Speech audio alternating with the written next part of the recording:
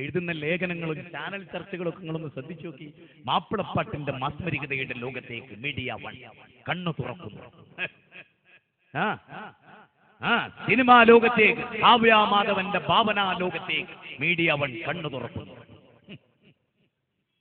സക്കാത്തിന്റെ പൈസ വാങ്ങി നിലനിൽക്കുന്ന മീഡിയ വൺ. ആലോചിക്കണങ്ങള്, ന്യായമായി ജിഹാദും തീവ്രവാദവും തെറ്റിദ്ധരിച്ചപ്പോൾ ന്യായമായ ഒരു ചർച്ച ഉണ്ടായോ? ന്യായമായ മൗലികമായ ചപ്പടാച്ചി ഉണ്ടായി. ആളെ കയ്യടി കിട്ടാൻ ഇല്ലാന്നൊന്നും ഞാൻ പറയണില്ല.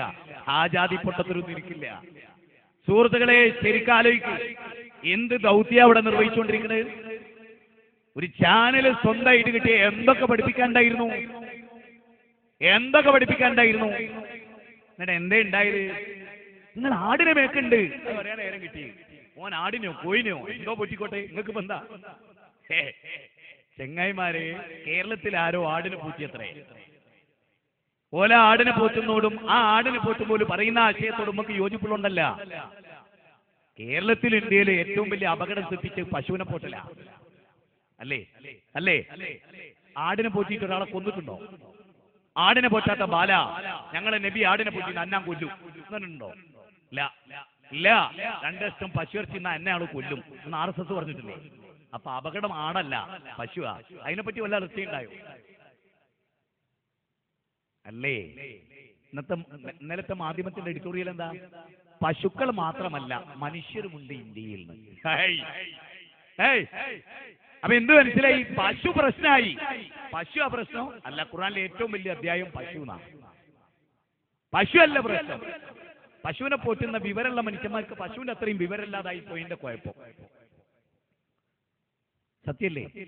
ഞാൻ എപ്പോഴും ചിന്തിക്കും, 2 കഷ്ണം പശുയിറച്ചി തിന്നതിനാണ് 70 കിലോ ഉള്ള അഖ്ലാഖിനെ കൊന്നത്. 70 കിലോ മനുഷ്യർച്ചി പ്രശ്നമല്ല, 2 കഷ്ണം പശുയിറച്ചി പ്രശ്നമാണ്. ഭ്രാന്ത് എന്നല്ലാണ്ട് ഇതിനെന്താ പറയാ? മുച്ചി ഭ്രാന്ത് കയറിയല്ലേ നമ്മള് അല്ലേ? മുയിഭ്രാന്ത്. ആ ഭ്രാന്തല്ലാതെ ഇതൊക്കെ നിങ്ങൾ ആലോചിച്ച് നോക്കൂ. പശുവോ തേളോ പോത്തോ കാളയോ ഒക്കെ ഒരാൾക്ക് ആരാധിക്കാം എന്നൊരു വിഷയമല്ല ഇവിടെ. ആർക്കും പാമ്പിനെ ആരാധിക്കാം, അവന്റെ ഇഷ്ട.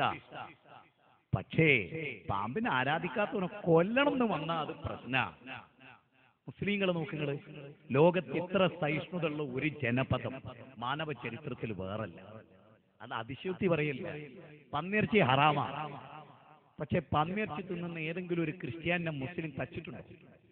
ഒരു റിപ്പോർട്ട് ഇന്ന് വരെ അറബ് നാട്ടിൽ വരെ സൂപ്പർ മാർക്കറ്റുകളിൽ പന്നിയിറച്ചി വിൽക്കുന്നുണ്ട്.